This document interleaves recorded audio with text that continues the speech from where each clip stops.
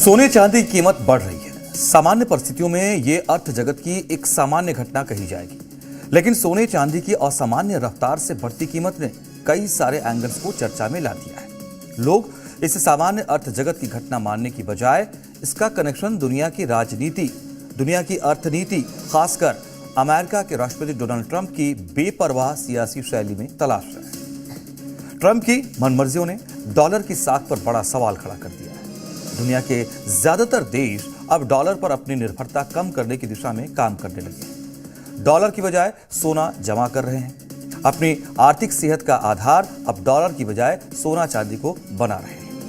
और इसके साथ ही दुनिया में एक साथ कई वॉर फ्रंट एक्टिव हैं। रूस यूक्रेन की सीमा पिछले करीब 4 सालों से सुलग रही है। पूरी दुनिया में इसका असर देखने को मिल रहा है। इजराइल और हमास की लड़ाई अलग अलग तरीके से गरमाती रहती है। इसकी चपेट में आने से आसपास के कई सारे क्षेत्र समय समय पर सुलगते रहते हैं। इन सब के बीच अमेरिकी राष्ट्रपति ट्रंप का रवैया दुनिया की राजनीति को बुरी तरह अस्थिर किए हुए है। वेनेजुएला पर प्रभाव जमाने के बाद ट्रंप ग्रीनलैंड के मुद्दे पर यूरोपीय संघ से उलझ जाते हैं, तो कभी कनाडा को धौंस दिखाने लग जाते हैं, तो कभी ईरान पर हमला कर युद्ध का एक नया फ्रंट खोलने की धमकी दे देते हैं। कुल मिलाकर देखें तो पूरी दुनिया एक अस्थिरता के दौर से गुजर रही है। इस अस्थिरता के दौर में अगर कोई चीज है जो स्थिरता का भाव जगाती है तो वो है सोना। इस दौर में सबको यही लगने लगा है, सोना ही एक ऐसी चीज है जो आपके पास है तो आप सुरक्षित हैं। यह स्थिति नजर आती है बेशक, लेकिन दुनिया की राजनीति और दुनिया की अर्थनीति में सोने को लेकर हावी होती ये सोच ही वो बड़ी वजह है जिसने सोने की कीमत में आग लगा दी है। सोना की कीमत रॉकेट की रफ्तार से ऊपर भाग रही है। बेशक आज जब हम आपको ये स्टोरी बता रहे हैं, अचानक सोने चांदी की कीमत पर ब्रेक लगा। आज 24 कैरेट 10 ग्राम सोने की कीमत में करीब 8,000 रुपए की गिरावट दर्ज की गई। कल 10 ग्राम 24 कैरेट सोने का भाव 1,78,850 रुपए था, जो आज 1,70,620 रुपए हुआ। और यही हाल चांदी का दिखा। 1 किलो चांदी की कीमत आज 15,000 रुपए कम हुई है। कल चांदी की कीमत प्रति किलोग्राम के हिसाब से 4,10,000 रुपए तक पहुंच गई थी, जो आज 3,95,000 रुपए है। मोटे तौर पर देखें तो साल 2022 से जब रूस यूक्रेन युद्ध शुरू हुआ, तभी से एक अस्थिरता का माहौल दुनिया में बनना शुरू हुआ। लेकिन पिछले साल में हालात बद से बदतर हो गए। इसका असर सोने की कीमतों में देखने को मिला। सोने का रेट बिल्कुल बेकाबू हो गया। सोने की कीमतों ने तेज रफ्तार पकड़ी। पिछले एक साल जनवरी 2025 से जनवरी 2026 तक इस कालखंड में सोने के दाम 115% से अधिक बढ़ गए, जिसने पिछले 11 सालों का रिकॉर्ड तोड़ दिया। वर्ल्ड गोल्ड काउंसिल यानी WGC की ताजा रिपोर्ट के अनुसार साल 2025 में सोने की वैश्विक मांग 5,000 टन के ऐतिहासिक स्तर को पार कर गई। 2025 में कुल मांग 5,002 टन रही, जो पिछले साल के 4,961.9 टन की तुलना में अधिक है। इस मांग में सबसे बड़ा योगदान निवेश क्षेत्र का रहा। साल 2024 में जहां निवेश मांग 1,185.4 टन थी, वहीं 2025 में यह लगभग दोगुनी होकर 2,175.3 टन पर पहुंच गई है। तो साल 2020 में सोने की कीमत 40,000 रुपए प्रति 10 ग्राम थी, जो 2025 में डबल हो गई, करीब 80,000 रुपए प्रति 10 ग्राम हो गई। और इस बीच 2022 में 50,000, 2023 में 60,000, 2024 में 70,000 के करीब रही। अब 25 और 26 के बीच का जंप देखिए। 2025 में जो रेट 80,000 था, वो 2026 में डबल से ज्यादा हो गया। साल 2026 की शुरुआत में ही जबरदस्त उछाल आया। सोने की कीमत 1,76,000 के पार पहुंच गई। सोना अर्थ जगत ही नहीं, राजनीति का भी बड़ा मुद्दा बन गया है। भारत की संसद में भी यह चर्चा में आया। संसद में सोने की कीमत पर चिंता जाहिर की। राज्यसभा में कांग्रेस के राजस्थान से सांसद नीरज डांगी ने सोने और चांदी की बेकाबू हो रही कीमतों के मुद्दे को उठाया। सोना चांदी जिस तरह से आम लोगों की पहुंच से दूर हो रहे हैं, ये एक गंभीर समस्या बनती जा रही है। माननीय सभापति महोदय, मैं सदन के माध्यम से केंद्र सरकार का ध्यान देश में सोने एवं चांदी की बेकाबू कीमतों की ओर आकर्षित करना चाहूँगा, जिससे ग्रामीण भारत विशेष रूप से महिलाओं और विवाह योग्य परिवारों की कमर तोड़ कर के रख दी है। पिछले 13 महीनों में अगर दिसंबर 2024 से जनवरी 2026 तक देखते हैं तो भारत में चांदी की कीमतों में लगभग 306% की वृद्धि और सोने की कीमतों में 111% की वृद्धि देखने को मिल रही है। जो कीमत स्वर्ण आभूषण की दिसंबर 2024 में 7,000 रुपये प्रति ग्राम थी, वो आज बढ़कर के 15,000 रुपये प्रति ग्राम हो गई है। और इसी तरह चांदी की कीमतों में जो 90,000 रुपये प्रति किलो चांदी दिसंबर 2024 में देखी गई थी, वही आज जो है 3,80,000 रुपये प्रति किलो के हिसाब से बाजार में देखने को मिल रही है। जिस देश में सोना चांदी नारी की सुरक्षा, आत्मसम्मान और पारिवारिक भविष्य से जुड़ा हुआ हो, वहां इनकी कीमतों में इस कदर बेलगाम इस कदर इन कीमतों को बेलगाम छोड़ देना सरकार की गंभीर नीतिगत और आर्थिक विफलता को दर्शाता है। सोना आम लोगों की पहुंच से बाहर जा चुका है। यह समस्या एक बड़ी समस्या बन चुकी है। वर्ल्ड गोल्ड काउंसिल की रिपोर्ट ये साफ बता रही है, लोग निवेश के लिहाज से सोना को सबसे ज्यादा सेफ मान रहे हैं। जाहिर सी बात है, जब दुनिया के कई सारे देश सोना जमा कर रहे हैं, जब दुनिया के कई सारे बड़े कारोबारी सोना जमा कर रहे हैं, तो सोना आम लोगों की पहुंच से दूर हो जाएगा। अब ऐसे में सवाल उठता है, सोना जा कहां रहा है? इतना जो सोना खरीदा जा रहा है वो कहां जमा हो रहा है? इस सवाल का जवाब सोने के स्विट्जरलैंड कनेक्शन को सामने लाता है। सोने के दाम बढ़ने का एक सीधा कनेक्शन स्विट्जरलैंड से निकला है। बताया जा रहा है कि स्विट्जरलैंड के बंकरों में सोना जमा किया जा रहा है। ये जानकारी आ रही है। अमेरिकी कंपनी ब्लूमबर्ग ने रिपोर्ट जारी करके एक हैरान करने वाला खुलासा किया है। रिपोर्ट में कहा गया है कि दुनिया भर से सोना खरीदकर स्विट्जरलैंड में जमा किया जा रहा है।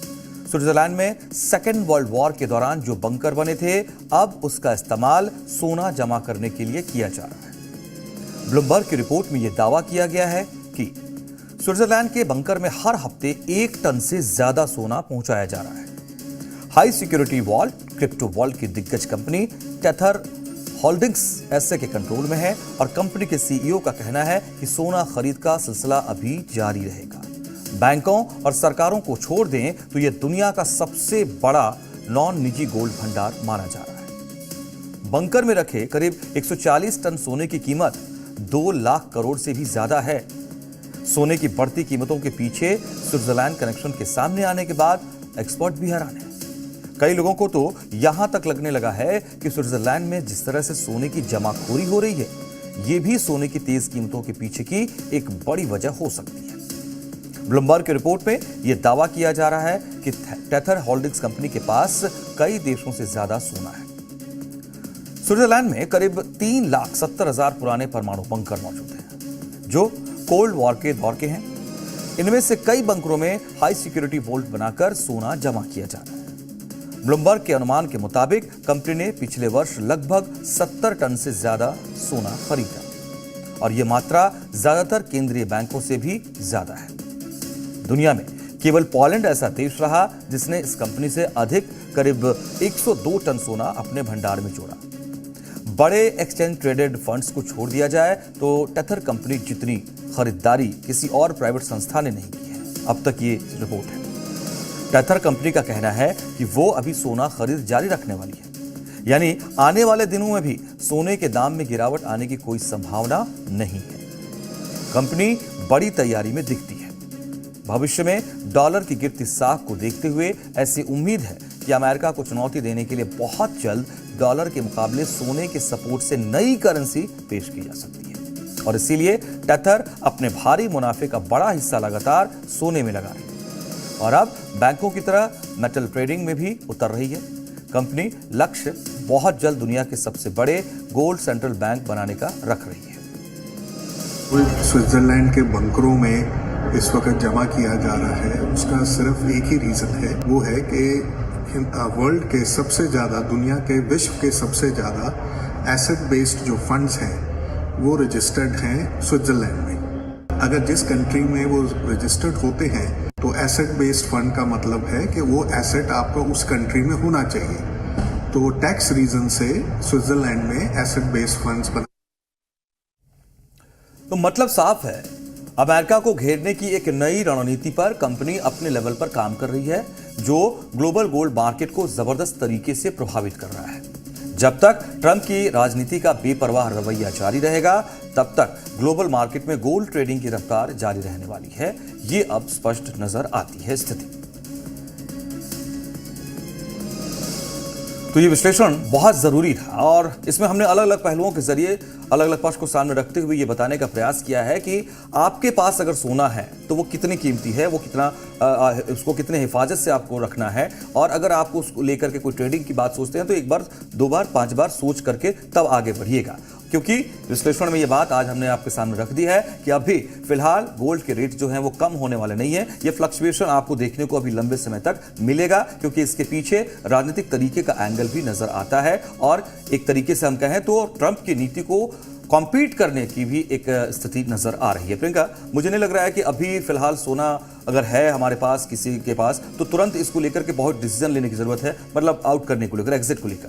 बिल्कुल, देखिए मनोज, सबसे ज्यादा तो जो आम लोग हैं वो ही इससे प्रभावित हो रहे हैं, क्योंकि हमारे देश में सोने की क्या वैल्यू है वो हम अच्छी तरह से जानते हैं। कोई भी घर में शादी होती है, कोई भी फंक्शन होता है, तो सोना जो है एक अलग एक चीज रखता है कि सोना देना, सोना लेना, मतलब बहुत बड़ी चीज मानी जाती है सोना आम घरों में। और उसी की अगर कीमतें इस तरीके से बढ़ती जाएंगी, आम लोगों की पहुंच से वो बाहर होता जाएगा, तो ये वाकई लोगों के लिए काफी मुश्किल भरा होगा। और अगर बात की जाए इसकी कीमतों को लेकर आगे, क्योंकि आसार तो ऐसे अभी नहीं दिख रहे कि घटने वाले, लेकिन हाँ, जिनके पास है वो जरूर इसे संभाल कर रखें और एक इन्वेस्टमेंट की तरह जैसे पहले से करते आए हैं उसी तरीके से इसका इस्तेमाल कीजिए। और अगर घटते हैं तो हम यही कहेंगे कि भाई जितना खरीदा जाए उतना खरीद के रख लीजिए। बिल्कुल बिल्कुल, ये भी सलाह है।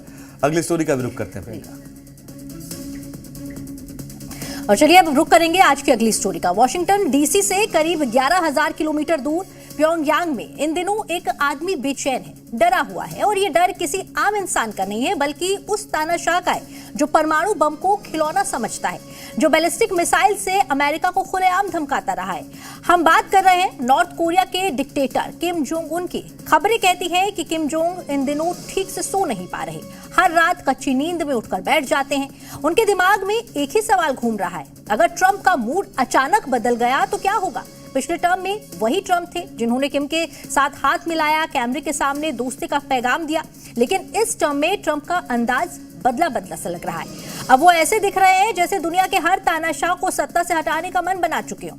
यही सोच किम को और डराती है, और जब ये डर सिर उठता है तो किम के सामने 2 चेहरे घुमाते हैं।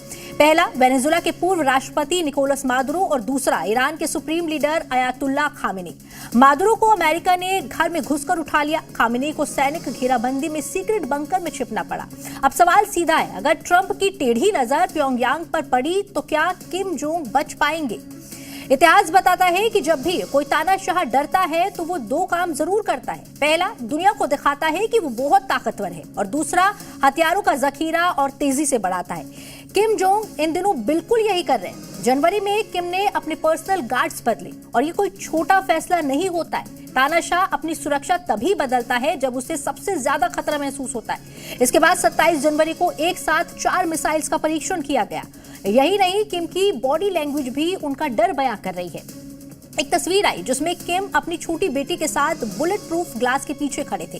सामने टेबल पर दूरबीन रखी है और बाहर मिसाइल टेस्ट चल रहे हैं। संदेश साफ है, मैं डरा हुआ हूं लेकिन दुनिया को दिखाना चाहता हूं कि मैं कमजोर नहीं हूं। मिसाइल टेस्ट के बाद किम ने बैठक बुलाई और साफ कहा, अब हमारा एक ही लक्ष्य है, परमाणु हथियार चलाने की क्षमता को चरम पर ले जाना। लेकिन सवाल यह है कि क्या ये ताकत का ऐलान है या फिर डर का इजहार है, क्योंकि जो सच में निडर होता है उसे हर बार अपनी ताकत दिखाने की जरूरत नहीं पड़ती है। लेकिन किम जोंग उनको आजकल ऐसा करना पड़ रहा है। अब समझते हैं कि किम जोंग की नींद असल में उड़ी क्यों है। वजह है 3 जनवरी का वेनेजुला ऑपरेशन, वो ऑपरेशन जिसका अंदाजा खुद राष्ट्रपति मादुरो को भी नहीं था। अमेरिका की डेल्टा फोर्स करीब 150 विमानों के साथ वेनेजुला के एयर स्पेस में दाखिल होती है। उस वक्त मादुरो अपने प्रेसिडेंशियल बंगले में करीब 500 गार्ड्स से और कमांडोज की सुरक्षा में सो रहे होते हैं। उन्हें लग रहा था कि ट्रंप बातचीत करेंगे, लेकिन ट्रंप की चुप्पी को मादुरो समझ ही नहीं पाए। सिर्फ 15 मिनट लगे और मादुरो कैप्चर हो गए। बाद में जो सैनिक जिंदा बचे उन्होंने बताया कि अमेरिकी सेना के पास ऐसे हथियार थे जिन्हें उन्होंने पहले कभी नहीं देखा।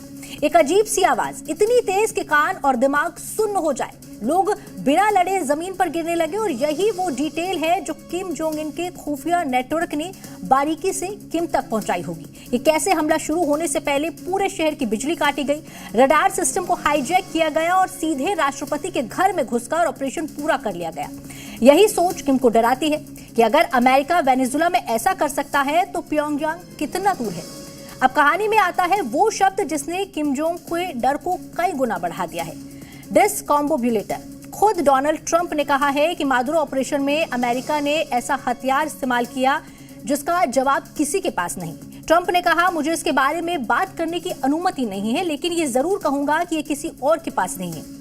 इसने दुश्मन के सभी उपकरणों को निष्क्रिय कर दिया।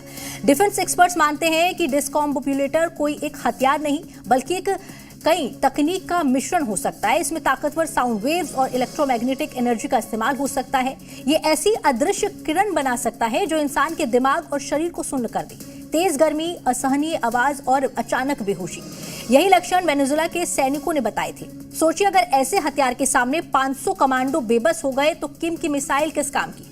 परमाणु बम दुश्मन को डराने के लिए होते हैं, लेकिन अगर दुश्मन आपको लड़ने का मौका ही ना दे तो परमाणु ताकत भी बेकार हो जाती है। और शायद इसी बात ने किम जोंग को सबसे ज्यादा डरा दिया है। और अब अगले स्टोरी के विश्लेषण पर आगे बढ़ते हैं। असम की सियासत से उठी एक चिंगारी पूरे देश के राजनीतिक और सामाजिक विमर्श को झकझोर रही है। एक बयान, कुछ शब्द और उन शब्दों के बाद आरोप, आक्रोश और असंवैधानिकता के सवाल।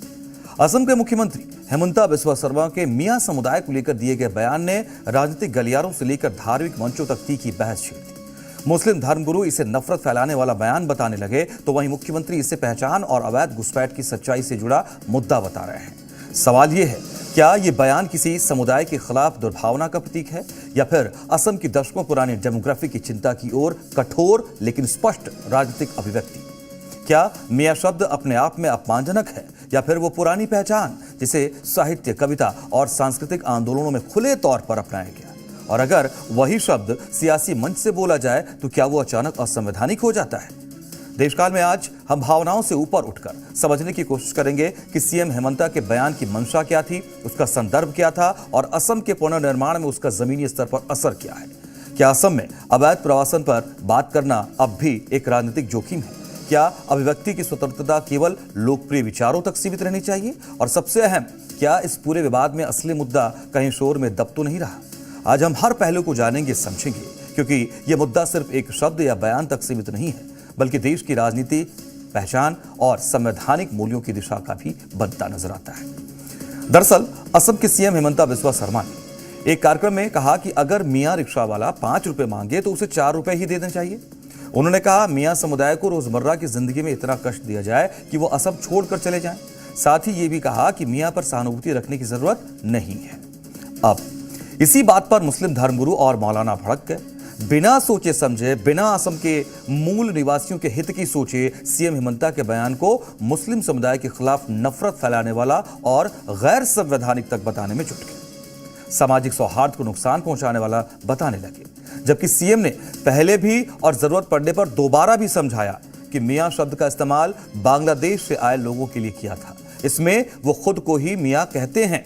यानी हेमंता बिस्वा शर्मा का बयान भाषाई रूप से भले ही आक्रामक दिखता हो, लेकिन उसका उद्देश्य धार्मिक विद्वेष फैलाना नहीं, अवैध प्रवासियों की पहचान और असम के भविष्य को लेकर चल रही बहस को केंद्र में लाना है। वो मानते हैं कि बयान पर भावनात्मक प्रतिक्रिया देने की बजाय बयान के पीछे के भाव और मूल मुद्दों पर गंभीर चर्चा होनी चाहिए।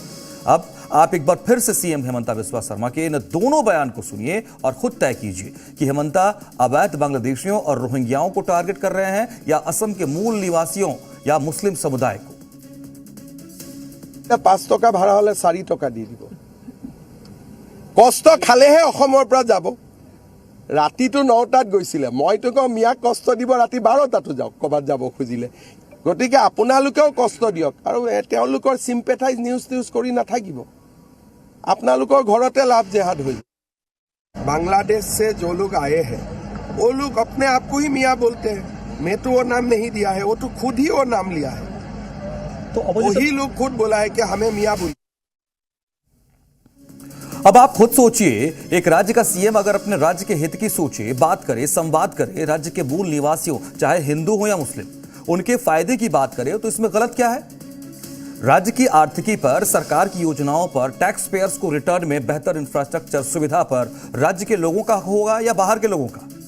अगर बाहर से अवैध तरीके से आए बांग्लादेशियों या रोहिंग्याओं को सीएम हिमंता बाहर का रास्ता दिखाना चाह रहे हैं, असम के मूल निवासियों से उन्हें बाहर भेजने में सहयोग की अपील कर रहे हैं, तो उन्हें भला बुरा क्यों कहा जा रहा है, जबकि ये अभियान तो पूरे देश में चल रहा है? और फिर ये सब तब हो रहा है जब मियां शब्द का इस्तेमाल बांग्लादेश के लोगों के लिए बहुत कॉमन है। वो धड़ल्ले से इसका इस्तेमाल करते रहे हैं।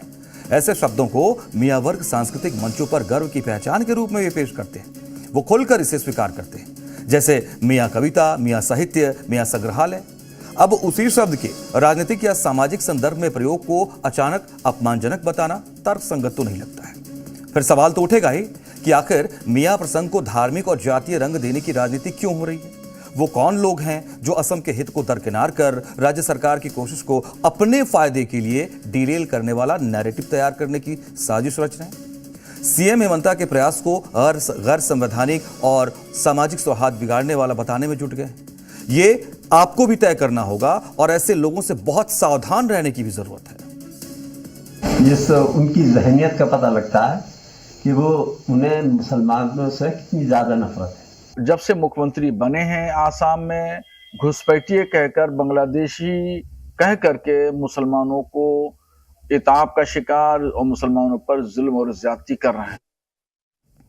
आज ये समझने की जरूरत है कि असम के सीएम हिमंता बिस्वा शर्मा का बयान असम की उस ऐतिहासिक पीड़ा की पृष्ठभूमि है जहां दशकों से अवैध घुसपैठ एक संवेदनशील और ज्वलंत मुद्दा रहा है। असम आंदोलन, एनआरसी, विदेशी नागरिक अधिनियम, ये सभी इसी समस्या का नतीजा है। उनका कहना है लगातार बढ़ती आबादी, भूमि पर दबाव, रोजगार में प्रतिस्पर्धा और सांस्कृतिक असुरक्षा ने स्थानीय लोगों में गहरी चिंता पैदा की है। ऐसे में मुख्यमंत्री द्वारा कठोर भाषा का प्रयोग इस असंतोष और हताशा की राजनीतिक अभिव्यक्ति के रूप में देखा जाता है, न कि किसी धर्म या समुदाय के प्रति घृणा के रूप में। भारतीय राजनीति में तीखी, उत्तेजक और प्रतीकात्मक भाषा का प्रयोग कोई नया तो नहीं है। इसे सीधे सीधे सामाजिक उत्पीड़न के आह्वान के रूप में देखना गलत ढंग से समझना है। और फिर लोकतंत्र केवल लोकप्रिय या मधुर विचारों, मीठी बातों से तो नहीं चलता है ना, बल्कि इसमें असुविधाजनक और तीखे, कठोर विचार हैं तो उसके लिए भी स्थान होनी चाहिए।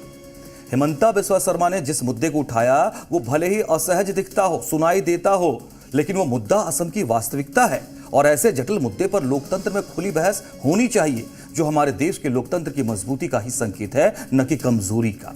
सीएम हिमंता ये मानते हैं कि लंबे समय तक मानवीय सहानुभूति के नाम पर असम जैसे सीमावर्ती राज्यों की समस्याओं को नजरअंदाज किया गया और वो चाहते हैं कि राज्य हित, कानून व्यवस्था और संसाधनों की रक्षा को प्राथमिकता दी जाए, न कि केवल भावनात्मक या अंतर्राष्ट्रीय दबावों के आधार पर फैसले लिए जाएं।